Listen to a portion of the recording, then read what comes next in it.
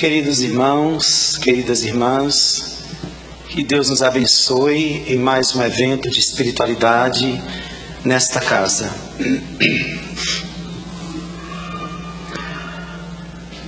É interessante analisarmos o verbo evangelizar de uma forma mais profunda, a fim de que entendamos a tarefa. É uma tarefa que não está circunscrita a uma atividade dentro da casa espírita. Diante do posicionamento que temos de cristãos, é uma palavra que há de ser praticada em nossa vida cotidiana, já que a finalidade da proposta de Jesus é fazer com que todos possam absorver os seus conhecimentos, a sua mensagem, e a partir daí se evangelize, ou seja, adote a proposta que ele trouxera como roteiro para conduzir a própria vida. Antes de qualquer movimentação acerca do evangelizar, é forçoso examinar uma outra conjunção, uma outra flexão desse verbo, que é evangelizar-se. Do contrário, nenhum sucesso vai se ter nesse tentame, posto que evangelizar não é tão somente a apresentação de palavras, ou de técnicas, ou de maneiras de conduzir, maneiras de agir. À luz do Espiritismo, evangelizar requer, a princípio, uma evangelização interior, ou pelo menos, um interesse constante de evangelizar-se, de melhorar-se, para ter um conteúdo que está para além da fala, para além da técnica, para além das movimentações exteriores, que é exatamente esse tônus vibratório, chamado por muitos espíritos de autoridade moral. Se começarmos a seguir este desiderato de evangelizar sem tais conteúdos, é natural que não vamos obter de forma profunda os reais resultados.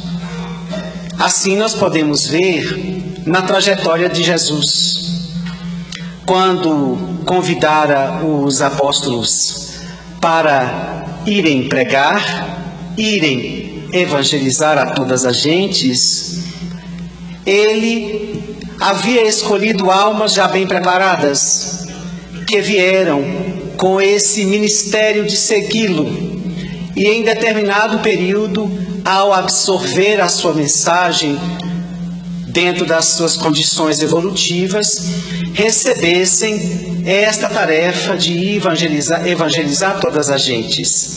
Então percebamos que esses apóstolos, eles não saíram para falar da mensagem de Jesus, não saíram para pregar a palavra de Jesus. Não é? Isso é fácil. Olha aqui eu fazendo isto. Bem fácil. A questão é mais profunda quando se trata da evangelização do espírito imortal, que requer uma ressonância moral que surja por detrás do que se fala, por detrás do que se prega. Então, se nós estamos em busca de estabelecer um processo de evangelização entre todos, é forçoso que comecemos essa empreitada bastante fincados na evangelização de nós mesmos, porque quando estamos dotados de uma busca de crescimento moral, nem sempre precisaremos de alguns recursos para que a evangelização se dê no outro. É só examinarmos a frase de Francisco de Assis, que disse: pregue o evangelho, Se for necessário, use palavras. Se for necessário, use palavras. É Francisco de Assis deixando bem claro que o fundamento da evangelização não é da ordem do falar, da ordem do dizer e da ordem do externar. Isso só são pontes para que o essencial alcance o evangelizando, aquele que está no processo de aprendizado, de autoburilamento ou de burilamento espiritual. Então, não percamos este fio, porque podemos ser como caixas de som, que pode apresentar as melhores melodias, mas a caixa em si é fria, não tem vida. Daí que nós que estamos envolvidos com o processo de evangelização da criatura humana, tenhamos essa meta como prioridade, para que cada vez que nós formos fazer algum movimento no tocante à evangelização de alguém, tenhamos esse conteúdo que extrapola o dizer, que extrapola o fazer externo.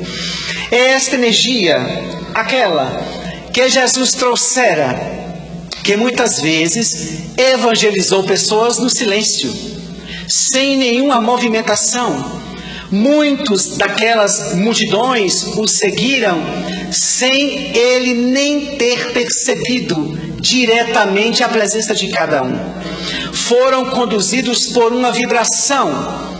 Muitas delas não entendiam a proposta de Jesus, mas nem por isso deixavam de segui-lo, porque havia uma emanação que brotava dele, uma autoridade moral que sacudia as fibras da alma, para que a criatura pudesse, então, se sentir motivada para seguir. Então, evangelizar não é apresentar roteiros de vida. A princípio, é tocar a alma. Evangelizar, à luz do Espiritismo, é tocar a alma.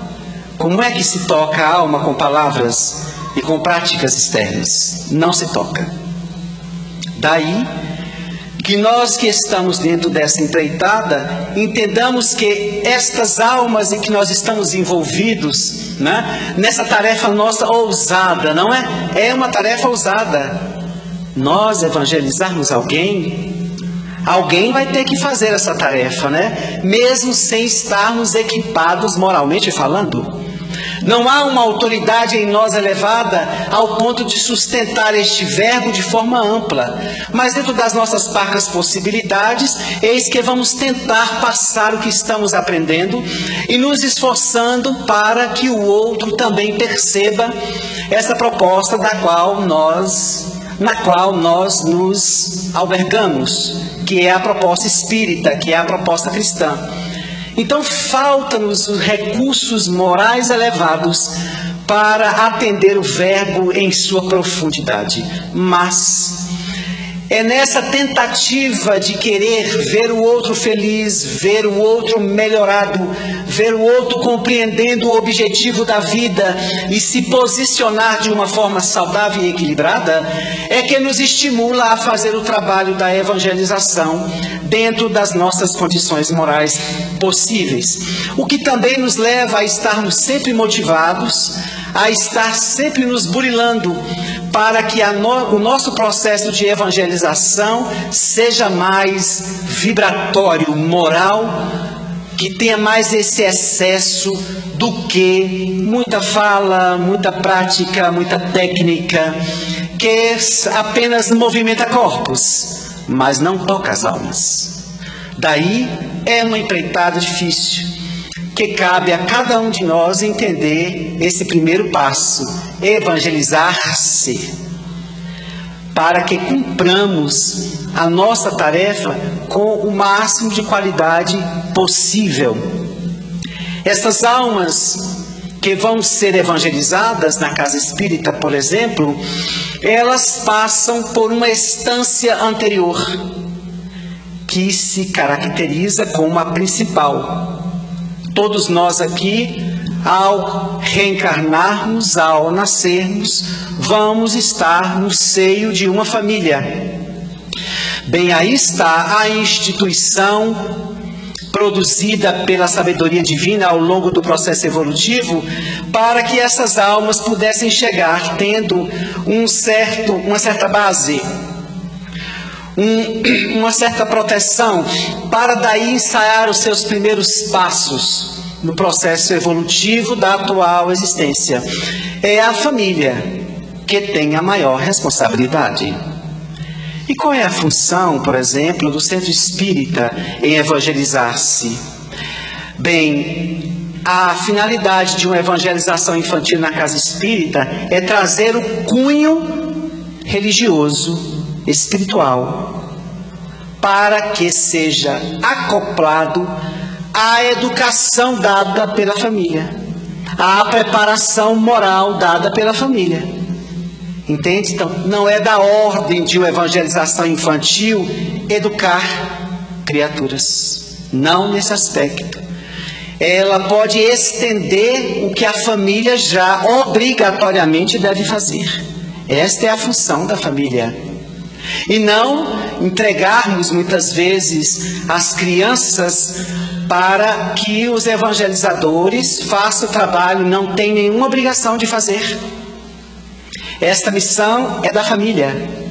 Daí, a evangelização vai fazer uma ligação sobre esse amadurecer do que está posto pela família, aliada ao conhecimento, no nosso caso, o conhecimento espírita. Vai trazer esse desenvolvimento da religiosidade, no caso da criança, para que ela possa manejar o que traz da família em matéria de educação.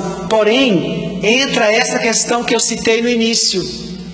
Como é que um pai e uma mãe pode evangelizar um filho se não se evangeliza? Porque não é da ordem da bronca, não é? Do castigo, da regra.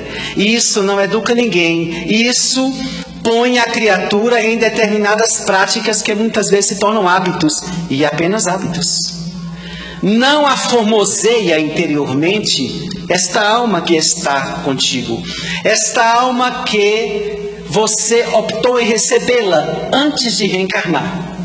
Então, como a família entrar nesse papel dos mais graves, se os próprios pais não se preocupam em modificarem-se por dentro e, ao invés de usar essas práticas que cada dia mais estão acabando, esses castigos, essas proibições, essas broncas, que são mais para estimular medo do que respeito, senão a maneira de buscar a evangelização de si mesmo, construindo um comportamento que a criança, na convivência com os pais, irá perceber. E como os pais são as suas primeiras referências, é natural que ela vai se adequar a este comportamento. Esta é a educação prevista, proposta pelo Espiritismo, convidando as criaturas nesse processo de autoiluminação, poder, através do seu exemplo, moldar essas almas, até para que os pais, nos seus comandos habituais, em frente às crianças, possam ter respaldo, não é? Para que o pai, para que a mãe, para que seja lá quem for que estiver educando essas crianças, possa ver ressonância no seu processo educativo. Esse educador tem que trazer uma vivência, para que tudo aquilo que ele impõe ou aquilo que ele diz fazer esteja instalado no seu comportamento. Do contrário, a criança não vai receber esta educação que toca-lhe a alma. Por isso que, no caso, o Antônio Cruz se envolveu nessa proposta, né, de fazer com que nós percebêssemos o valor dessas duas instâncias, né? Esse período da infância e o poder da família, que não podem se dissociar, não se pode separar, não é? Quando muitas vezes a família vai fazer esse movimento também com a escola, não é? Então a criança se comporta negativamente na sala de aula, mas o pai não quer receber uma reclamação. Porque, bem, a escola tem que se virar. Tem mesmo. Essa índole aí vem de onde? Vem de outras existências. Quem é que coíbe? Quem está com ela. Coíbe como? Mostrando o contrário. Através de quê? Do comportamento. Do grito, não. O grito, o castigo, as pressões, é como coibir um animal que está ainda feroz, preso aos instintos, habituado àquela prática. Ele é coibido, mas a sua natureza feroz continua intacta para, no primeiro processo de liberdade que ele tiver, ele se apresentar como realmente é. E é por conta muito disso que muitos pais falam da decepção em relação aos filhos, da ingratidão dos filhos. Porque perguntam: onde foi que eu errei? Nesta básica prioridade.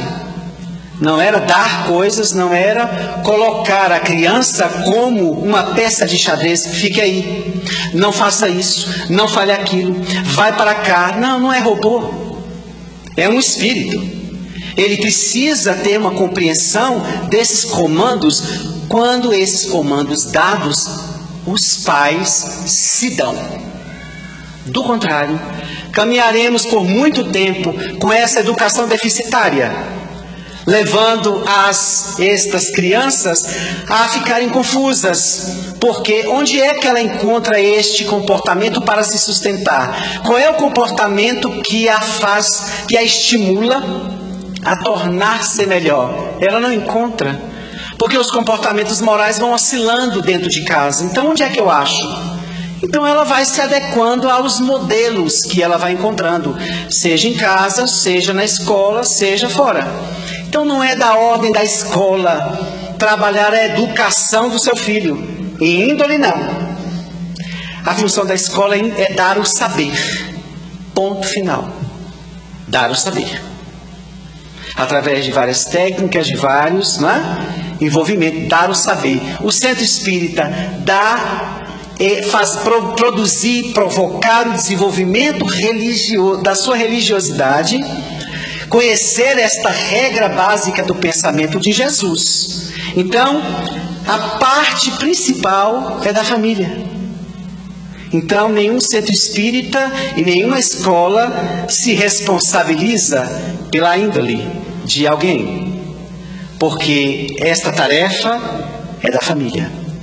Daí, muito tempo se passou quando ao longo do desenvolvimento do movimento espírita, em que a evangelização se tornou um parque de diversão, onde os pais param na porta, ela vai lá, e aí a criança fica, e já entramos em evangelizações que era pura brincadeira, era brincadeira, era brincadeira, era brincadeira, era brincadeira. E aí os pais pegavam as suas crianças e iam embora, sem nenhum comprometimento. O saber também, como o pai vai na escola e saber como estão as notas, passou, não passou, bem, não é por aí, não é? Não é uma máquina que tem que lhe dar resultados, é um espírito. Eu preciso saber do desenvolvimento dele. Eu preciso saber como é que ele se comporta em sala, com as pessoas, como é que anda o emocional dele. Não, as notas, não, isso não me interessa. A princípio, não.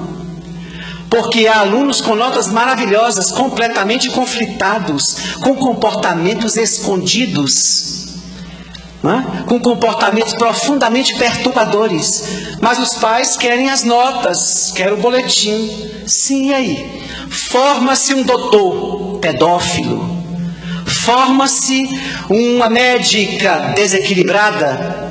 E aí? É o título ou é a moral? Então daí, examinemos bem. É um espírito, ele está no saber. Então eu vou para a escola saber como ele está se comportando. Como ele está se comportando? Quais são os desafios desse filho meu, desta filha minha, no envolvimento com o coletivo, com o outro? Como é que está essa absorção do seu saber? É esta a preocupação inicial. As notas é o resultado dessa cadeia família-escola. O desenvolvimento espiritual dessas crianças na casa espírita é dentro dessa cadeia família e centro espírita. Porque o evangelizador não conhece seu filho, não convive com ele, não sabe dos hábitos, dos pormenores, não sabe dos traumas que passou, dos conflitos que a família enfrentou, das dificuldades, não sabe. Chega, ali está a criança, moldada de uma maneira de acordo com a sua história até ali. Então o evangelizador vai trazer a proposta do pensamento de Jesus, né? Trazendo um convite para que a criança se adeque a isso. Mas ela não sabe a história do seu filho. Quando a família está aqui e ela é informada acerca do desenvolvimento do seu filho, bem, a família vai ter esse respaldo para poder explicar, às vezes, muita coisa. Nós estamos lidando com o espírito para que haja essa interação. Olha, precisamos falar sobre o seu filho, aconteceu isso, o que é que vocês nos dizem? Esse retorno que há muito tempo desapareceu de muitas casas espíritas, né? Essa avaliação, esse retorno da família é preciso, porque os evangelizadores não sabem muita coisa, sabem do trabalho que tem que fazer aqui. Então, se nós começarmos a perceber, esse processo de evangelização não pode ser promovido tão somente por uma instância.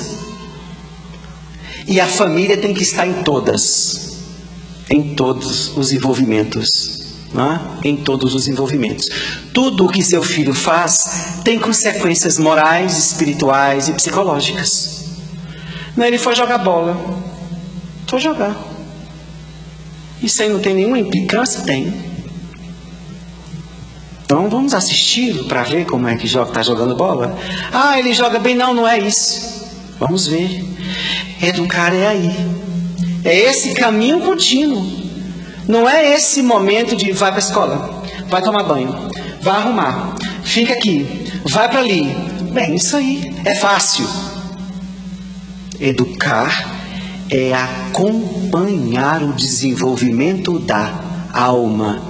Então, nos seus fazeres, estar presente é extremamente importante. Não para poder, não para poder estar presente tão somente fisicamente. Pessoas, mães ou pais que dizem, não, eu tenho que ir na escolinha porque vai ter a festa. Tem que ir, né? Tem que ir, né? Por quê? Ah, vou lá ver apresentar. Você está indo ali dizer, ó, estou contigo. No seu término de ano, na sua apresentação artística, que pode ser uma bobagem, né? A criança sobe, faz uma brincadeirinha, bobagem aos olhos dos adultos, mas para a criança aquilo tem um significado muito grande. Ela está ali com o olho na mãe, com o olho no pai. O que significa isso psicologicamente falando? Ela está em busca de sustentação para estar diante de um público. Ela precisa de segurança. É assim que se instala a segurança no filho, para que ele não cresça inseguro, sem poder dar conta dos próprios compromissos. Então, se nós estudarmos um pouco a psicologia da criança, nós vamos perceber que todos esses movimentos infantis ressonam na vida adulta.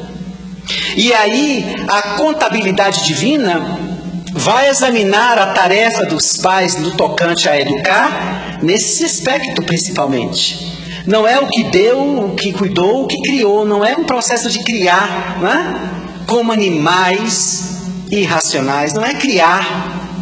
Não. É fazer com que esse espírito entenda a sua missão, a sua proposta, e vá se melhorando e aprenda a desempenhar todas as tarefas possíveis para tornar-se um homem de bem. Então é acompanhar esta alma no seu desenvolvimento. Como é que ele estabelece as suas relações? E dentro de casa é imperioso que ocorra o diálogo. O diálogo. esse momento em que os pais saem desse lugar, né, de ser aqueles que mandam, que coordenam, e desce e vai conversar com o filho para tentar acessar esse universo.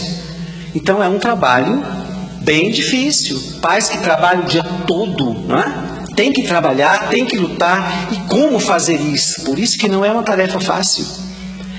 Conhecer este filho. Então é importante termos essa noção de família, para que a gente entenda que a família tem o dever de devolver esse espírito melhor.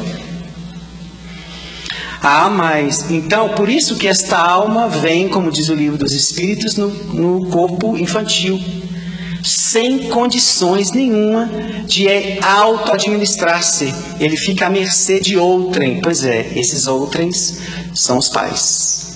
Olha, e Allan Kardec vai mais numa pergunta, e os Espíritos respondem que o espírito, na fase infantil, só tem a condição de absorver o que lhe é passado.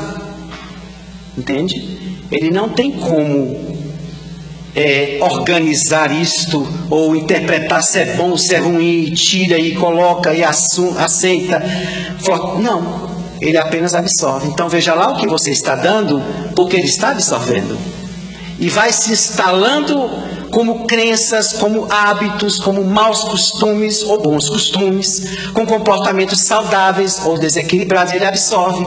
Então por isso que nesse período da infância, esse espírito ele está inseguro. Ele precisa entender que a família não se encontra tão somente dentro de casa. Eu vou para casa, minha família está lá dentro. Não, minha família não está lá dentro. Minha família está em tudo que eu participo. De alguma forma, eu tenho que estar presente, eu tenho que estar entendendo esta alma, até para que a gente possa ajudá-lo melhor. Né? Tem se acabado essa prática do ferir a criança, do castigar a criança. Muitas vezes é importante examinar o porquê. O que está por trás daqueles comportamentos? Mas isso dá trabalho. Né? Isso dá trabalho, porque isso é da ordem do real educar. Não é olhar e dar. Não, eu preciso conhecer esta alma. Está lá no Evangelho segundo o Espiritismo. Né? Examine os primeiros passos e comportamentos dessas crianças em tenridade e perceberás as heranças negativas que elas trouxeram. A partir dessa percepção, tratai-as de removê-las através de um processo educativo, não só de corte, mas de exemplificação, não é? Então, esse exame desse espírito, esse estar perto desse espírito, é que vai nos dando noção de quem se trata, com quem nós estamos lidando. Para que esse espírito, por mais que ele se rebele e siga outro caminho, sim, mas a nossa parte foi feita.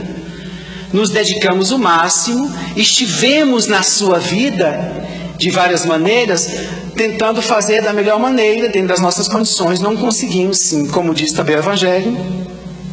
Fique tranquilo, cumpriu sua parte.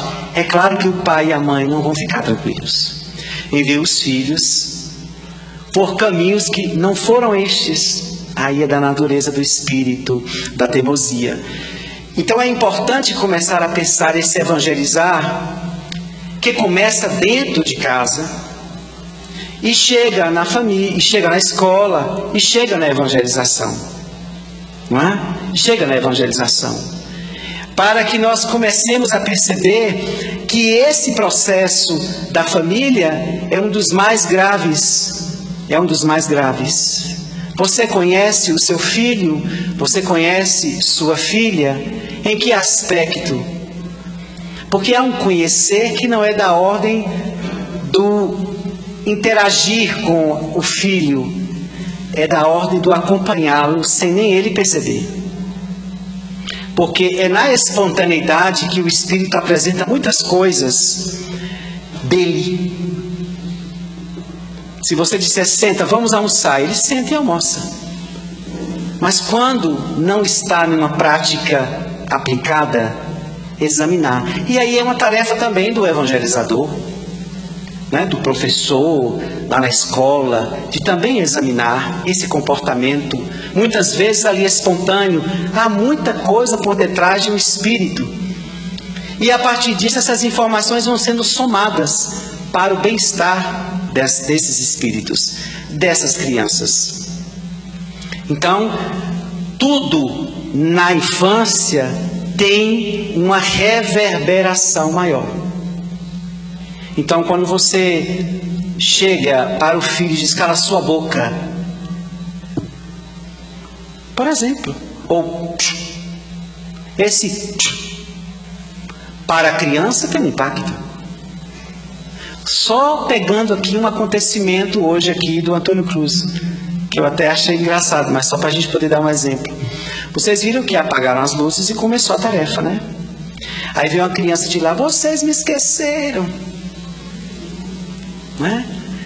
Aí todo mundo riu, né? Mas qual será a conotação disso para a criança?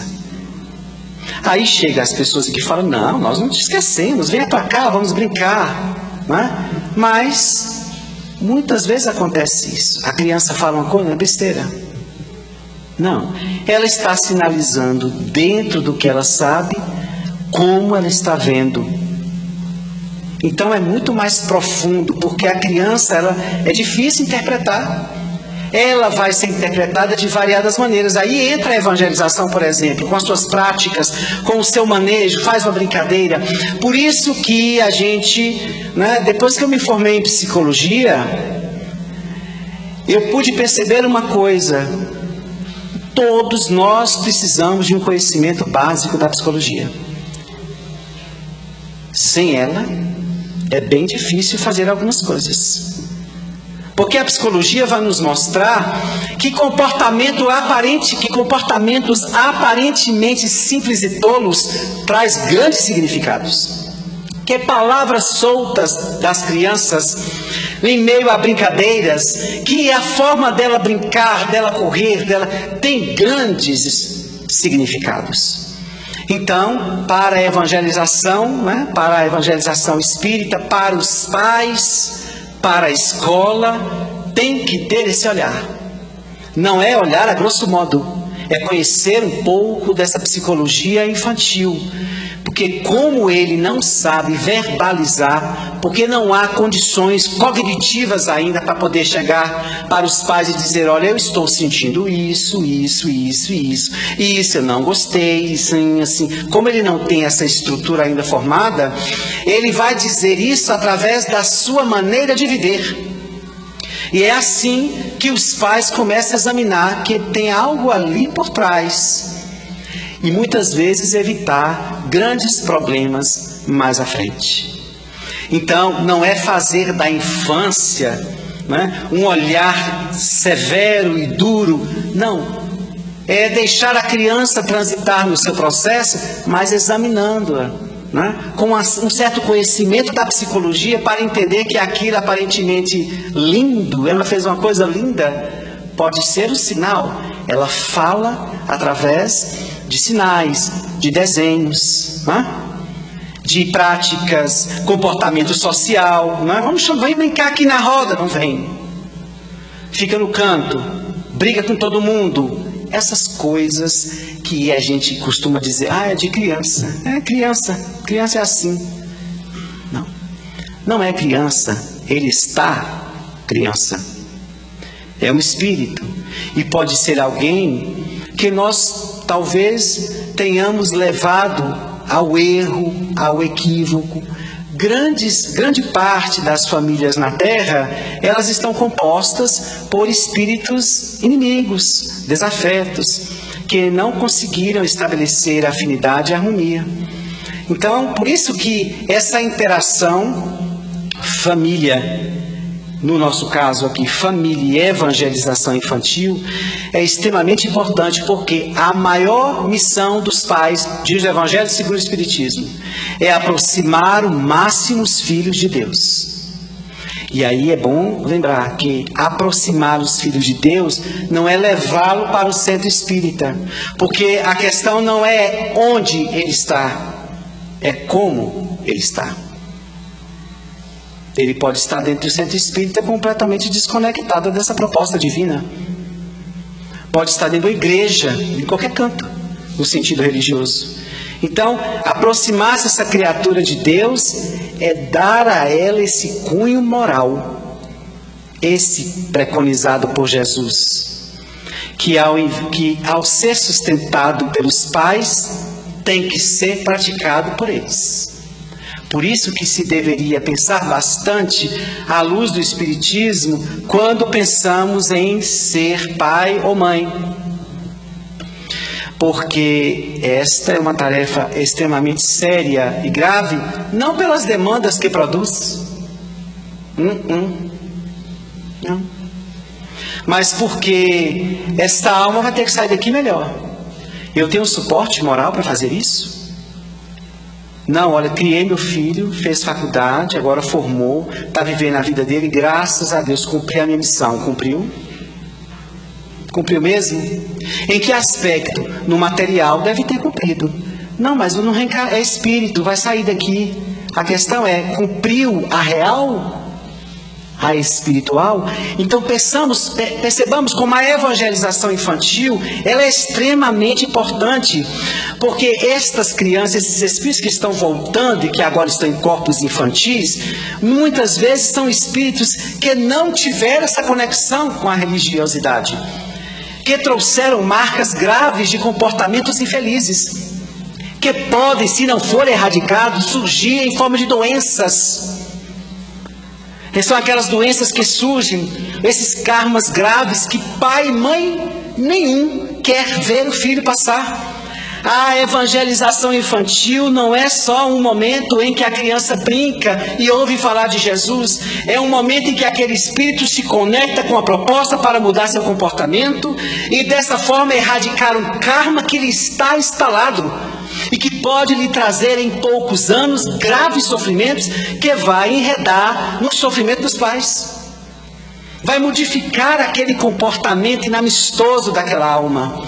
A criança, diz Allan Kardec e os espíritos, tem essa feição de pureza, de inocência, de fragilidade, para que os adultos se comovam pela fragilidade, partam para ajudá-los. O que é que os espíritos querem dizer com isso? Que estas feições só são para atrair os adultos, porque intimamente, muitas vezes, aquela alma é extremamente inferior. É um espírito altamente endividado.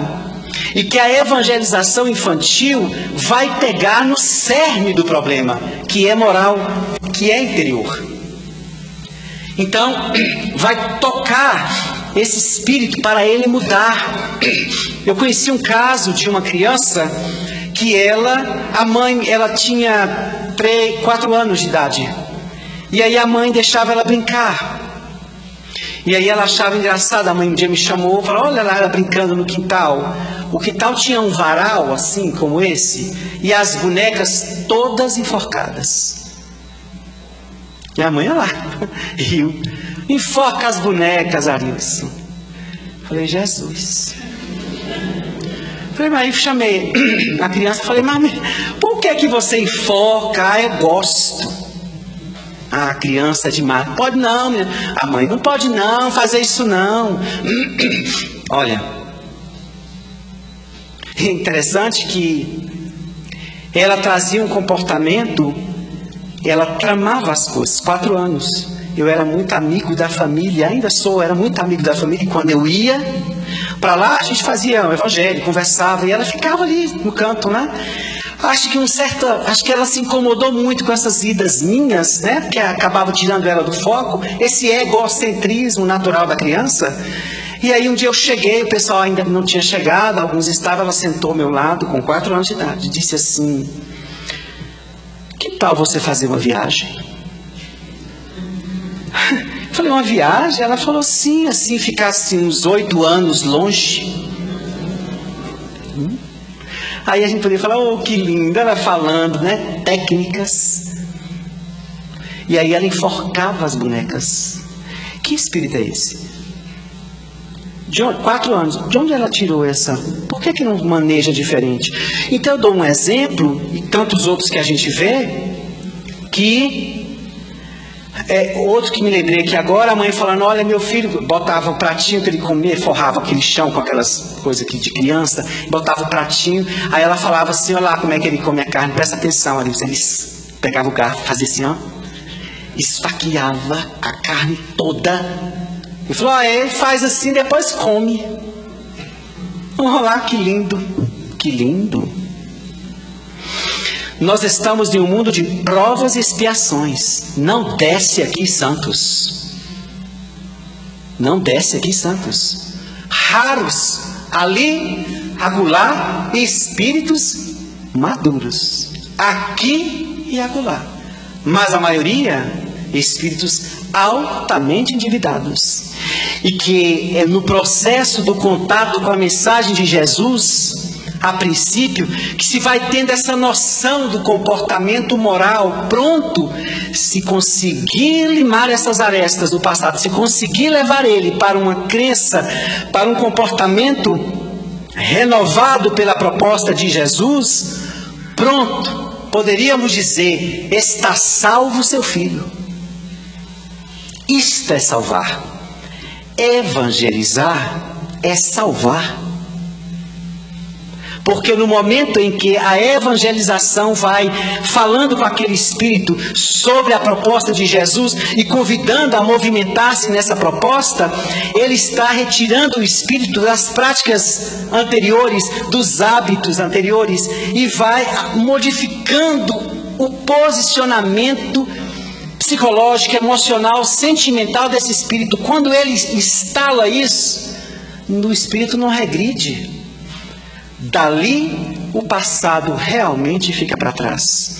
Então, lembremos que a evangelização infantil é um movimento cirúrgico moral dos mais sutis para estas almas que estão em corpos altamente frágeis, com uma constituição cerebral que não lhes dá condições de entender os embates da vida, que trazem fragilidades físicas e que, através das brincadeiras, através do colorido, através das técnicas, do afeto que pulula dentro da evangelização, essa cirurgia sutil, a cirurgia moral, pode ir sendo feita.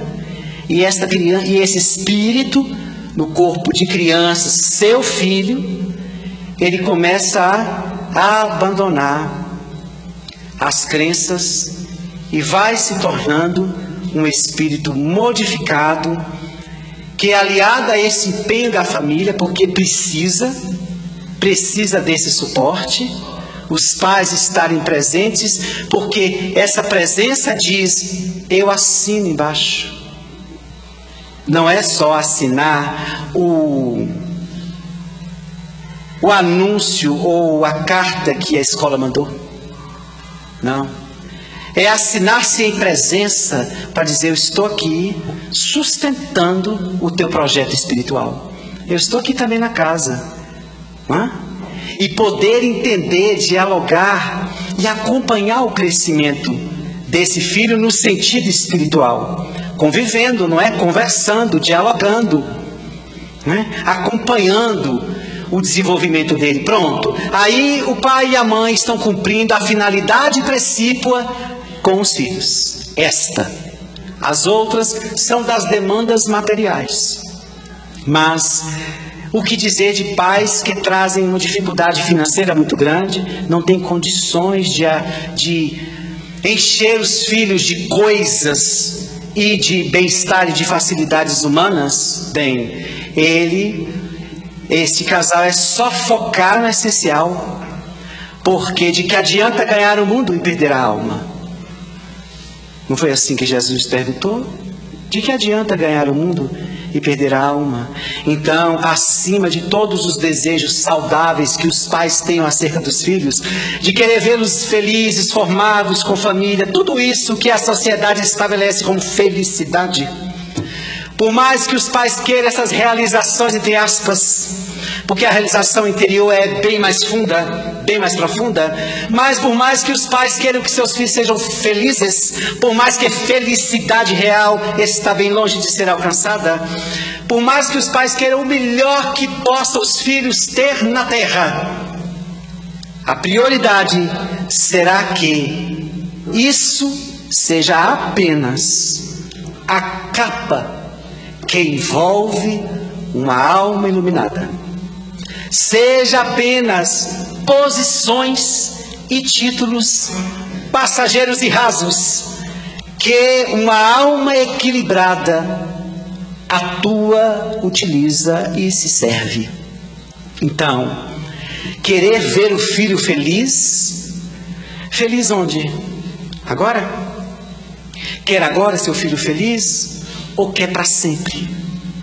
Porque se quiser agora, vai ver, vai se esforçando, você pode vê-lo. Mas nós estamos falando de uma felicidade maior, é para sempre. Foi você, imagine, você, pais, ganharem esse título, olha, parabéns. Foram vocês que conseguiram mudar o norte deste espírito. Ele vinha há muito tempo caminhando por aqui. E nessa entrega, nessa comunhão, vocês fizeram com que ele mudasse o caminho. Parabéns. Vocês definiram a vida de um espírito para sempre. E isso lhes confere um mérito elevadíssimo, porque pais e mães, é forçoso sacrificar-se e renunciar-se, não tão somente para ter. Não tem muito ganho. Né? Ainda mais à luz do Espiritismo, não tem muito ganho. Olha, acabei de sofrer a vida inteira para dar tudo, meu filho. Tudo o quê? Deu tudo mesmo? Se esforcem, entrem no campo da renúncia, do sacrifício, para dar a eles aquilo que ninguém os tirará, nem a morte. O crescimento moral que lhes dará, desde agora, paz interior. Norte para poder viver distante do mal e de todos os vícios que varrem a terra de Roldão. E aí entra a evangelização infantil, convidando a família, ó, vem família, vem, porque sem vocês estamos lidando com um espírito que precisa desse suporte para que a gente faça o trabalho que nos compete.